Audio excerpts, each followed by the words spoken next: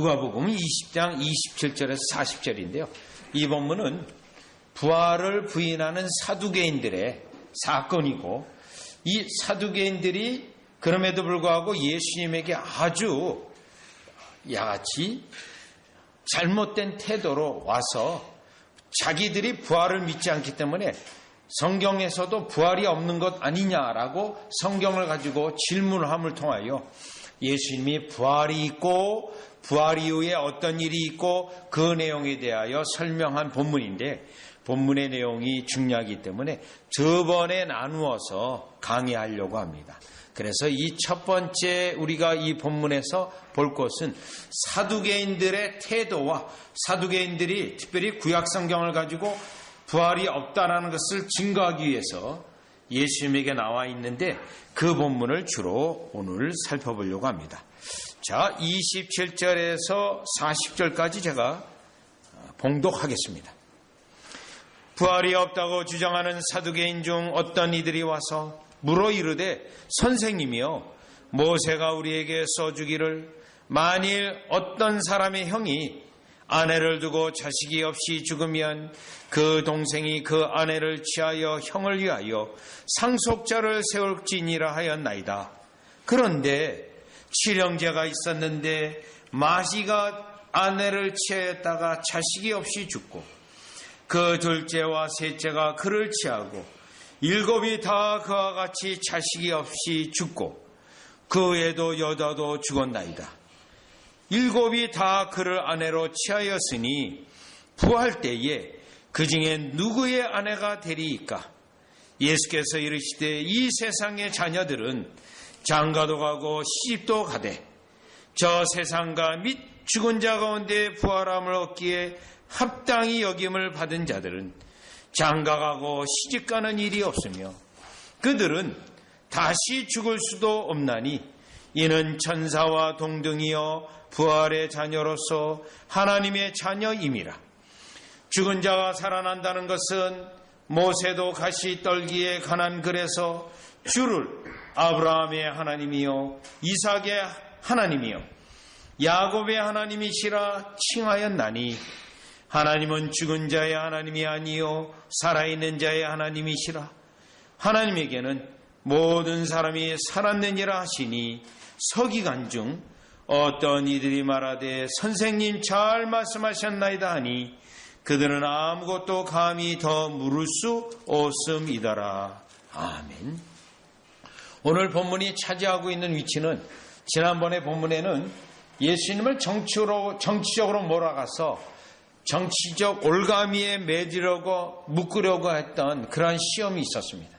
그런데 이 본문은 부활을, 성경에서는 구약성경, 신약성경 다 부활을 증거하고 있는데, 부활을 믿지 않는 사두개인이 와서 특별히 모세가 써주었으되 신명기 25장에 있는 성경을 가지고 이와 같이 부활을 반대하는 그 언급을 함을 통하여 예수님이 부활이 반드시 있다, 그리고 그 부활을 모세의 언급을 통하여 부활이 있음을 언급을 했습니다. 물론 이 부활에 대한 질문은 오늘날 그리스도인들 사이에도 있습니다. 분당에 있는 어느 교회의 권사님이 그 목사님에게 질문을 해서 목사님이 어떻게 대답해야 될지 몰라서 저에게 질문을 한 경우가 있어요. 어느 권사님이 이 부활하여 천국에 가도 남편과 아내 관계가 있습니까? 라는 질문을 했다는 거예요. 왜냐하면 천국에 가서도 그 남편은 더 이상 보고 싶지 않기 때문에 그 질문을 순수한 마음으로 이제 한 건데, 그 질문을 받은 목사님이 어떻게 대답해야 될지 몰라서 저에게 이제 질문을 한 겁니다. 오늘 본문에 사실은 예수님의 말씀에 다 대답이 나와 있는 거예요. 자, 그러면 오늘 우리는 이 사두개인의 입장에서, 이 사건에서 사두개인은 그러면 왜 이 질문을 했고 이 질문을 한 목적이 무엇이었는가를 살펴보고, 오늘날에도 사두개인들이 여전히 있습니다. 오늘날의 사두개인은 오리오 이단들인데요, 세상적으로 살아가고 싶은 사람들이 부활을 부정하기 원해서 이와 같은 똑같은 생각을 가지고 있는데 이러한 사람들이 이 시대의 교회 속에 있다는 거예요. 그런데 이러한 가르침이 대유행을 하고 있어서요. 편하게 쉽게 예수님 믿으려고 이러한 교회를 찾아가서 예배를 드리는 사람들이 많다라는 거예요. 오늘날 이 시대의 사두개인들입니다. 그러면 우리는 이 본문을 통해서 그 시대의 오류인 사두개인이 오늘날 이 시대에도 교회 속에 있다라는 사실을 통해 이러한 자를 우리가 경계하고 이러한 교회를 경계하고 신앙생활은 이렇게 하는 것이 아니라 부활 때문에 우리가 어떻게 신앙생활해야 되는지를 이 본문을 통하여 살펴보려고 합니다. 자, 그러면 첫 번째로 27절, 28절인데요. 첫 번째로 27절이에요. 부활이 없다고 주장하는 사두개인 중 어떤 이들이 와서 부활이 없다라고 주장합니다. 요 사두개인이에요. 자, 그런데 예수님에게 와서 질문을 해요.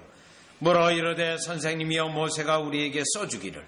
요게 모세가 직접 작성한 기록한 모세오경, 특별히 모세오경 가운데도 신명기 25장이에요. 그러면서 질문을 합니다. 만일 어떤 사람의 형이 아내를 두고 자식이 없이 죽으면 그 동생이 그 아내를 취하여 형을 위하여 상속자를 세울지니라 하였나이다. 이 본문은 형이 죽었어요. 그런데 아내를 남기고 죽었습니다. 자식이 없어요. 그러면 그 동생이 장가가지 않은 경우에요. 장가간 경우는 해당 사항이 없습니다. 만약에 그 동생이 장가가지 않은 경우에는 그 형수를 취하여 그 아들을 낳고 그 아들을 중요한 거예요. 형의 아들로 취하게 해서 형의 유업을 잊게 하는 그 제도입니다. 그런데 이 제도를 지금 악용을 해가지고 부활이 없다라고 하는 걸 끌고 나가기 위해서 말도 안 되는 경우를 만들어서 지금 예수님에게 이러한 경우를 볼 때 부활이 없는 거 아닙니까? 라고 증거하기 위해서 부활이 없다라는 걸 주장하기 위해서 이 논리를 펴고 있습니다. 자, 그러면 27절, 28절 왜 이들은 부활이 없다라는 것을 강조하고 주장하기 위해서 예수님에게 왔는가? 이 부분이 첫 번째로 우리가 깨달아야 될 내용입니다. 자, 이들이 부활이 없다라고 주장하는 것은 여러분 부활 이후에 부활이 우리에게 왜 중요하냐면 특별히 성경에서 부활장은 고린도전서 15장이 부활장입니다. 이 부활장은 우리에게 무엇을 의미하냐면 부활 이후에 하나님의 심판이 있다는 거예요. 악인과 의인 모두 다 부활을 해서 하나님의 심판대 앞에 서서 그때 심판을 받는다는 거예요. 자, 이 심판이 있다라고 하는 내용의 가르침이 부활의 중요성입니다. 또 부활은 사도행전에서 예수 그리스도의 십자가 죽음과 함께 부활을 계속 증거해요. 부활을. 그래서 사도행전 전체는 십자가 죽음과 부활입니다. 그런데 사도행전 24장에 가보면 사도 바울이 이 부활을 말을 해요. 사도 바울이요. 죽은 자, 살아있는 자 다 부활할 것이다. 그때 어떻게 부활하냐면 새로운 육신의 몸을 입을 것이다. 그때 의인의 부활이 있고 악인의 부활이 있는데 동시적인 거예요. 그러면 의인의 부활, 악인의 부활이 있다라고 말한 것은 부활하여 의인을 따로 모으고 악인을 따로 모아서 심판을 하고 예수님이 심판을 하고 의인은 영원한 나라에 복락에 들어가게 악인은 이와 같이 영원한 형벌에 들어간다는 것을 강조하고 있습니다.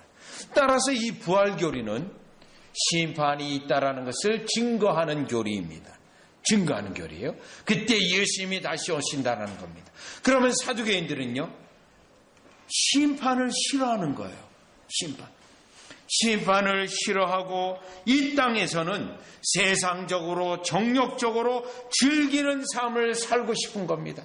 그래서 이 사두개인은 부활을 반대하고 부활이 없다는 것을 주장하기 위해서 예수님에게 나와서 말도 안 되는 경우를 성경의 예를 들어 오용하면서 말을 했던 거예요.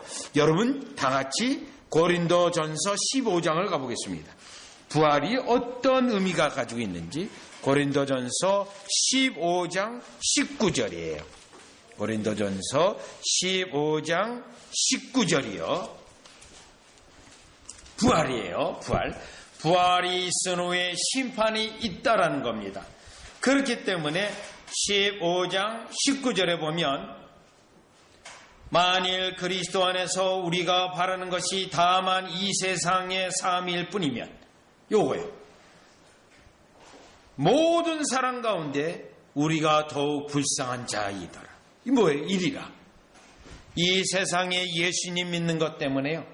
그리고요, 더 중요한 거는 부활 때문에 이 땅에서 죄를 안 짓고 이 땅에 화려한 삶을 추구하지 않고 이 땅에 정력적인 삶을 추구하지 않고 이 땅에 더 중요한 거는요, 이 땅에 이 세상적으로 살아가지 않는다는 거예요.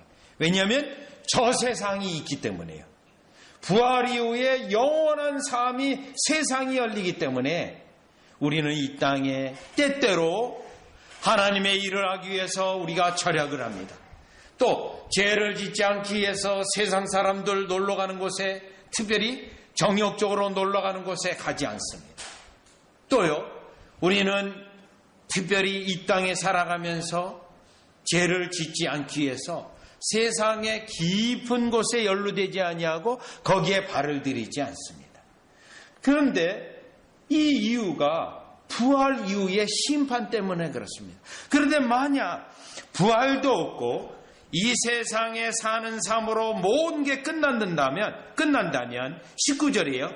모든 사람 가운데 우리가 더욱 불쌍한 자이더라. 더욱 불쌍. 여러분, 놀러 가지도 않았죠. 여러분요, 낭비하지도 않았죠. 사치하지도 않았죠. 그리고요, 이 세상에 즐거워하는 대로 온통 그러한 정욕적인 삶에 살지도 않았죠. 바보라는 거예요. 그렇게 놀고 즐기고 먹고 마시고 화려한 삶을, 이 땅의 삶이라면 그것을 하지 않은 우리가 가장 불쌍한 자라는 것입니다. 그러면 그리스도인들은 왜 이렇게 부활 때문이에요?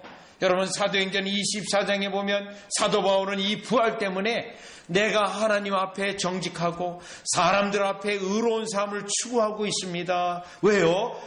부활 때에 예수 믿는 우리라 할지라도 하나님 앞에, 그리스도 앞에 다 드러나서 회개하지 않는 죄는 책망을 받을 거고, 여러분, 지옥에 가는 건 아니에요, 우리가. 그러나 회개하지 않는 죄는 하나님 앞에 책망을 받을 것이고요. 하나님 앞에 책망받을 것이 없이 흠이 없이 쓰게 위해서요, 우리가 이 땅에 경건하게 살고자 세상 사람처럼 살지 않는다라는 겁니다. 그러면 여러분 다시 누가복음 20장 27절에 부활이 없다고 주장하는 사람들의 가장 이 가르침의 주된 목적은요, 하나님의 심판이 싫어하는 거예요. 그리고요, 두 번째는 이 세상에 마음껏 정욕대로 살고 세상의 즐거운 가운데 빠져 있고요, 이 가운데 살려고 이들이 부활이 없다라고 주장하는 것입니다. 그러면요, 여러분, 지금 이 시대에도 이러한 가르침을 가르치는 유명한 신학자가 있어요. 이미 세상을 떴지만 존 스타트라고 하면 영국 사람인데요, 세계적인 신학자입니다. 복음주의 학자 가운데 아주 유명한 학자예요. 그런데 이 사람의 말년에 이 말을 했습니다. 자기 누이가 예수를 믿지 않아요. 그런데 예수를 믿지 않는 그 누이도 천국 간다, 지옥 가지 않는다, 이러한 생각에 빠져버려요. 그래서 어떤 가르침을 그가 주장하냐면, 우리가 사람이 죽으면 영원히 다 멸절해서 그걸로 끝이다. 그런 가르침을 이 존 스타트라고 하는 신학자가 그만 마지막에 그 글을 쓰고 죽어요. 그래서 많은 사람들이 안타깝게 여깁니다. 그 사람이 예수님을 전하고 그렇게 생애 전체가 복음을 전하는 듯 했는데 마지막 생후체 끝에는 사람은 지옥이나 천국 가지 않고 그냥 죽으면 영원히 멸절하는 것으로 끝난다. 또 이러한 말은요, 최근에 빌리 그레함이 1973년 여의도에 와서 집회를 한 적이 있습니다. 지금 2023년 50주년 기념으로 지난주에 이 집회를 했는데 빌리 그레함도 그랬어요. 빌리 그레함. 사람이 죽으면 지옥이나 천국 가는 게 아니라 다 그냥 천국 간다. 지옥도 없다. 왜요? 하나님이 지옥 같은 걸 만들어놨다면 어떻게 하나님이겠는가? 나쁜 하나님이지. 이런 잘못된 사상에 빠져가지고요. 1996년 텔레비에 나와가지고 TV에 나와서 어떤 목사하고 대담하는데 그러면 천국과 지옥 이 지옥이 없다는 겁니까? 그랬더니 그 빌리 그레함이 없습니다. 예수님 몰랐던 사람도 다 구원받는 겁니다. 이 말을 했다는 겁니다. 왜 그럴까요? 왜 그럴까요? 하나님의 심판 교리가 씻습니다. 지옥 교리가 씻습니다. 그리고요, 이 땅에 나의 삶을 세상적으로 마음껏 살고 가고 싶은 사람들이 지금도 이러한 교리를 가르치고 있는데, 그래서요 10여 년 전서부터 신학책 가운데 지옥에 대한 책이 계속 나오고 있어요. 지옥에 대한 책. 제가 다 모아봤습니다. 왜 이 지옥에 대한 책이 나올까? 지옥이 없다고 주장하는 신학자들이 이렇게 일어나기 때문에 그런데, 그러한 사람들은 오늘날 이 시대의 사두개인입니다. 그래서 우리는 첫 번째로 이 사두개인이 부활이 없다라고 주장하고는 이 가르침 속에 우리는요, 부활이 있습니다. 주님 앞에 서게 됩니다. 그래서요, 이 땅에서 경건한 삶을 사는 것이 이 사두개인이 부활을 반대하고 거부했던 그것에 반하여서 우리는 부활신앙으로 이 땅에 경건한 삶을 사는 저와 여러분이 되어지시기를 주 예수 그리스도 이름으로 축원합니다. 그러면 다시 본문으로 오셔서요, 두 번째, 이 사두개인을 통해서 알 수 있는 게 있어요. 누가복음 20장 28절이에요. 28절.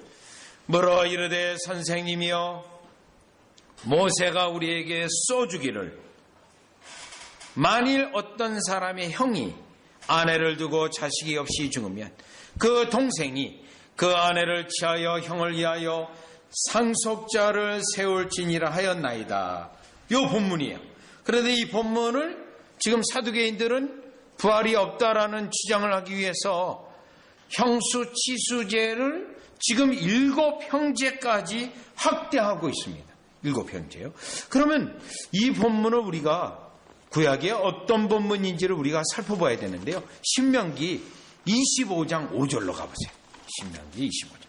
자, 그러니 이 사두개인들은 모세오경, 성경을 알았나요? 몰랐나요?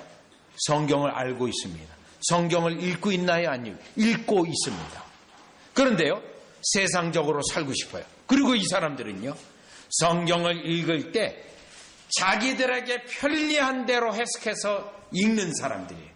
또요, 성경을 하나님의 성령인 성령의 역사에 읽는 거가 아니고요, 자기 이성적으로 말도 안 되는 논리를 펴고 말도 안 되는 주장을 펴기 위해서 이성적으로 읽는데요.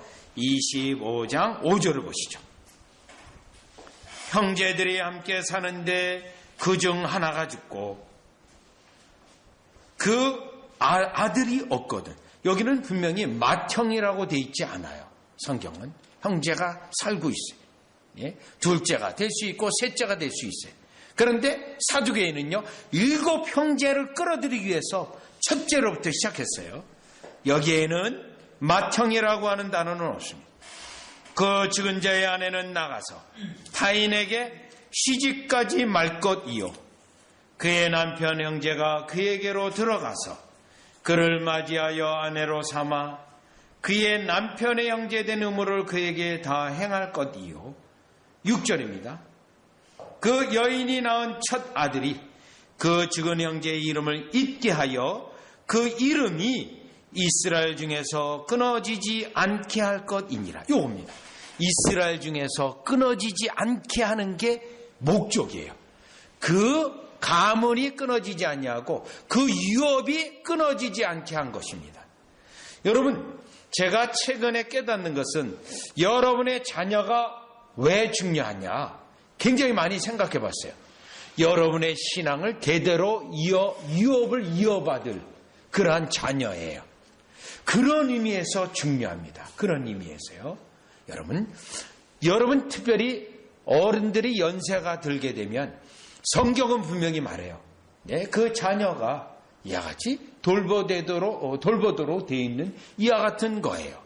예, 유업을 잊게 한 것에 대하여 또 유업을 잊게 하는 것입니다. 그러면 여기에 나와 있는 결혼 제도가 언제부터 시작되었는가를 볼 때 창세기 2장부터 시작이 되었습니다. 창세기 2장에 아담과 하와를 만드셨어요. 그리고 아담과 하와를 만들었을 때 분명히 하나님은 생육하고 번성하라고 되어 있습니다.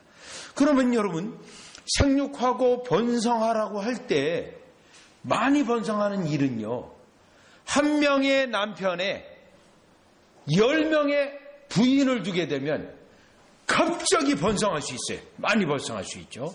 지금도 아프리카 같은 경우는 여러분 아직도 이와 같이 중첩 제도가 있습니다. 한 명의 남편이 10명의 아내를, 돈만 있으면 10명의 아내를 거두릴 수 있어요. 그래서 제가 아는 아프리카 목사 한 분이, 여러분 전에도 잠깐 언급했듯이 형제가 106명인데 자기가 56번째래요. 그러면서 이 교회를 개혁해야 된다, 이 제도를 없애야 된다 하고 미국 유학 온 그런 아프리카 목사를 만난 적이 있습니다. 그런데요, 주님은요 딱 부인 하나를 두었어요. 이 원리는 말라기서, 여러분 말라기에서 목적을 말해요. 말라기서 2장을 보면요, 경건한 자손을 얻기 위해서 하나의 여성만 만들었다라는 겁니다. 말라기서 2장 15절에 보면 경건한 자손을 이와 같이 얻기 위하여 하나의 여인만 만들어서 그 자손으로 하여금 경건하도록 만들었다라는 거예요. 그런데 여러분 누가복음 20장 다시 오시면, 20장 오시면 지금 이 결혼 제도를 이 사두개인은 왜곡을 하고 있어요. 결혼 제도를. 지금 결혼 제도를 왜곡하고 하나님의 말씀을 왜곡하고 있어요. 그리고요, 자기들 멋대로 해석하고 있습니다. 멋대로요. 그 멋대로 해석했기 때문에 누가복음 20장 37절로 가보면 왜 그럴까요? 부활이 없다라는 걸 주장하고 이 세상에서 마음껏 자기들 마음대로 살아가기 위해서, 그러면 양심에 걸리니까요 하나님의 말씀을 뒤트는 거예요. 그래서 37절에 보니 죽은 자가 살아난다는 것은 모세도 가시나무 떨기에 관한 글에서 주를 아브라함의 하나님이요 이삭의 하나님이요 야곱의 하나님이시라 칭하였네. 그래서 예수님도 모세의 글로 통하여 부활이 있다. 그런데 이들은요 부활이 없다. 왜요? 세상적으로 살아가기 위해서.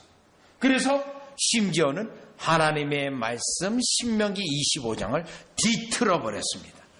여기에 나타난 사두개인들의 특징은 무엇입니까? 믿고 싶은 대로 믿는 거예요. 쉽게 믿는 거예요. 자기들이 편한 대로 믿는 현대 오류 이단들이 다여 사두개인에 속합니다. 믿고 싶은 대로, 편리한 대로 믿는 것. 여러분, 편리한 대로 믿는 것 중에 대표적인 거가요, 건강과 부의 복음이에요. 구원이 없어요. 예수님 믿고 부자가 되고 건강하게 되는 것입니다 라고 예수님의 복음을 그렇게 왜곡을 해요. 천국도 없어요. 죄로부터 구원도 없어요. 심판으로부터 구원도 없어요. 그런 거 다 싫어요. 제일 편하게 믿는 거, 그저 내가 복 받으면서 그냥 믿는 거다, 이렇게 하는데, 여러분 이런 거는 절에 나가는 것이나 무당에게 찾아가는 거나 별바 다를 바가 없어요. 여러분, 사람들이 왜 무당에게 갑니까? 혹시 나에게 있을 재앙을 피할 수 있다면 피해야 되겠다, 그거예요. 절에 왜 갑니까? 여러분 그렇게 막 합니까? 자기 수양이 아니에요. 원래 불교는 자기 자아에 있는 욕심을 버리는 해탈, 그게 원래 불교 정신인데요. 그게 아니에요. 등을 달고 여러분 뭐예요? 그저 이 땅의 현세적인 복을 받으려고만 하는 그러한 현세 종교로, 완전히 세속적인 종교로 타락한 게 불교입니다. 타락. 불교도 사실은 석가모니의 가르침으로부터 타락한 거예요. 석가모니는 그 정도까지는 하지 않았거든요. 왜 그렇습니까? 우리 인간의 마음에 있는데 그것은 내 믿고 싶은 대로, 편한 대로 믿고자 하는 그러한 태도가 사두개인으로부터 나오는데, 오늘 교회 속에서도 이러한 잘못된 신앙의 오류의 모습이 넘치고 있다라는 것입니다. 그래서 우리는 이 사두개인의 모습을 보면서 교회 속에서도 여전히 현대적인 사두개인들이 있어서 우리는 그들을 분별을 해야 되고, 또 거짓된 가르침에 있는 쉽게 믿는 풍조, 또 성경을 자기 멋대로 해석하는 이러한 자들로부터 구별해야 되고, 그들을 진짜 가르침으로 불러오는 역사가 우리들에게 있어야 될 줄 믿습니다. 자, 그러면 이제 세 번째요.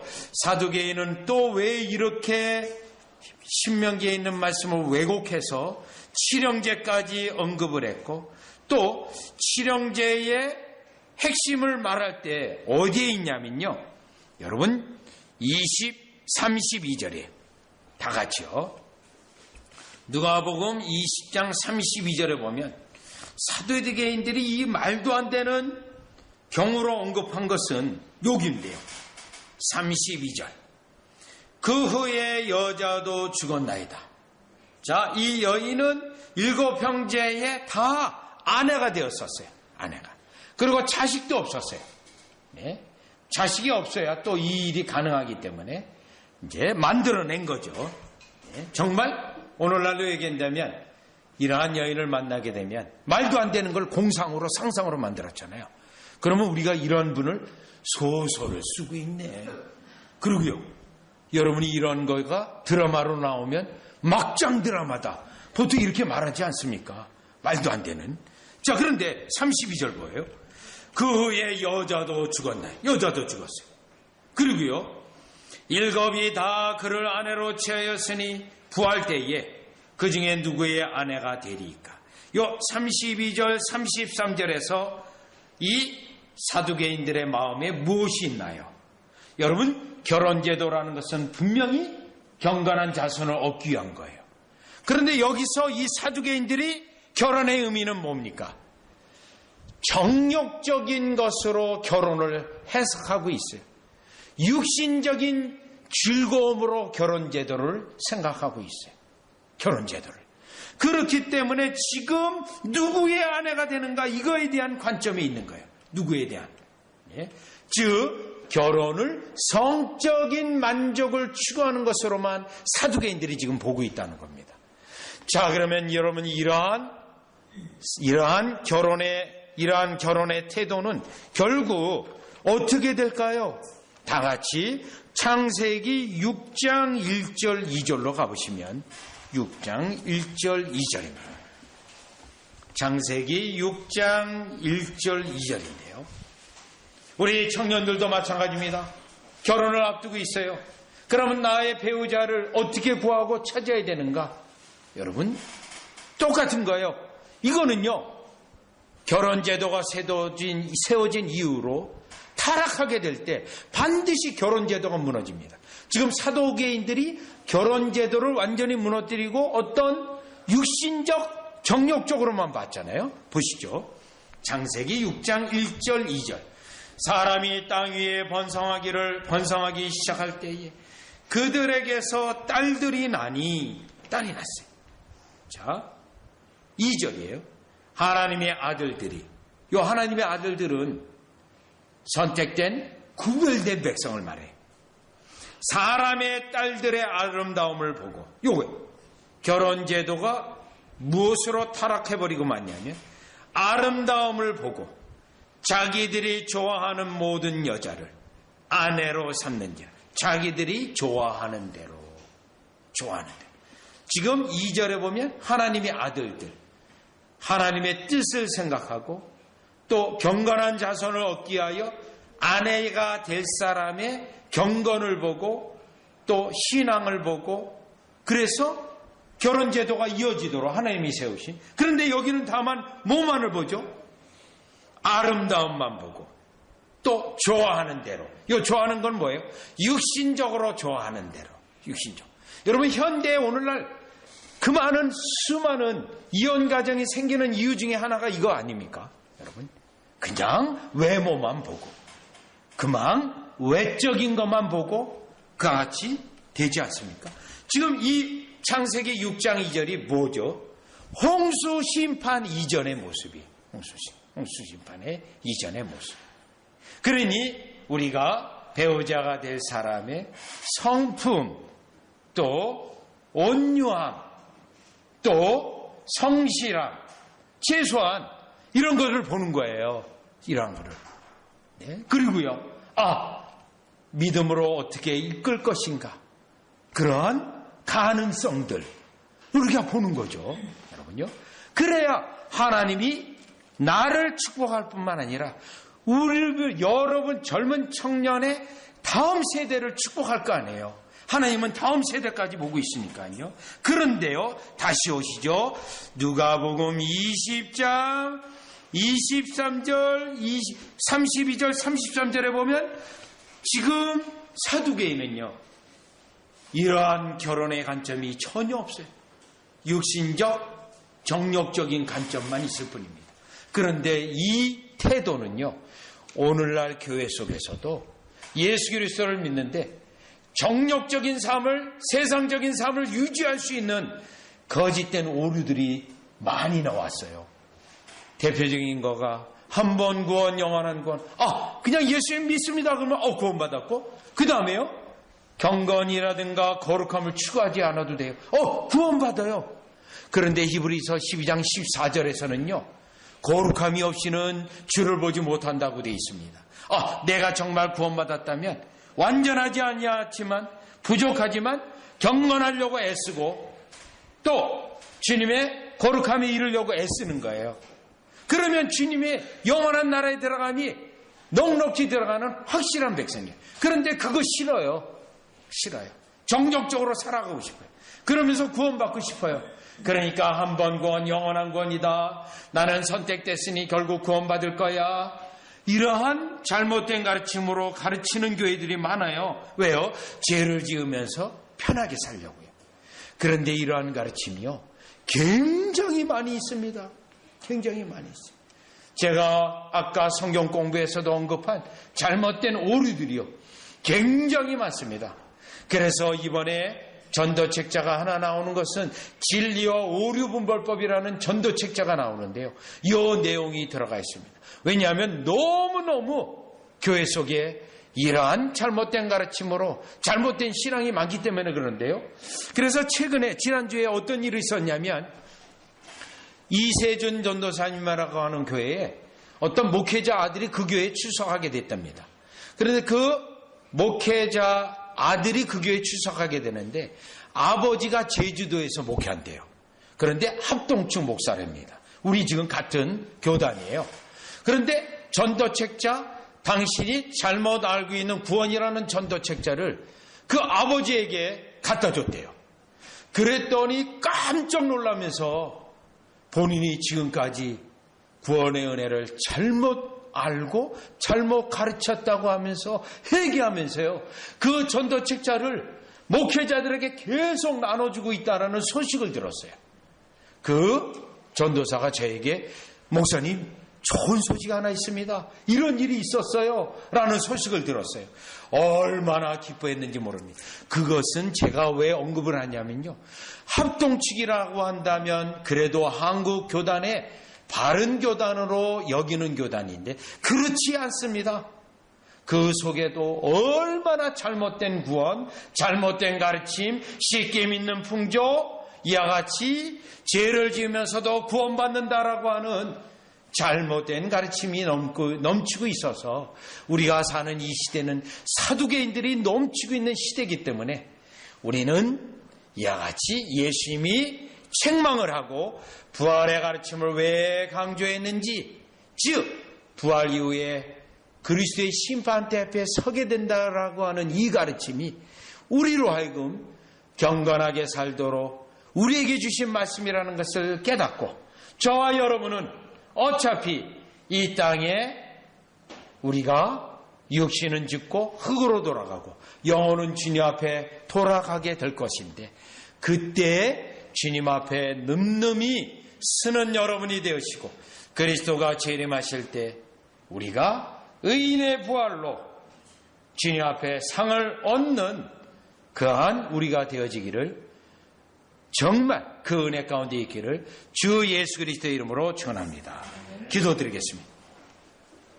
하나님 아버지, 은혜를 감사를 드립니다. 부활교리를, 그리고 그들은 영혼이 없다라고 하는 거짓된 가르침 속에서 자기들이 믿기 쉬운 대로 믿고 성경을 왜곡하여 육신적이고 세상적인 삶을 살았던 그들의 모습을 봅니다. 오늘날의 이단과 오류들도 이러한 태도를 가지고 있습니다. 그러나 저희는 주님 부활의 교리를 믿으며 부활 이후에 심판이 있고 그 심판에 주님의 상을 받는 그곳에 서기 원하오니 이 땅에 사두개인과는 달리 경건하게 살아가는 우리로 복되게 하여 주시옵소서. 예수님의 이름으로 기도드리옵나이다.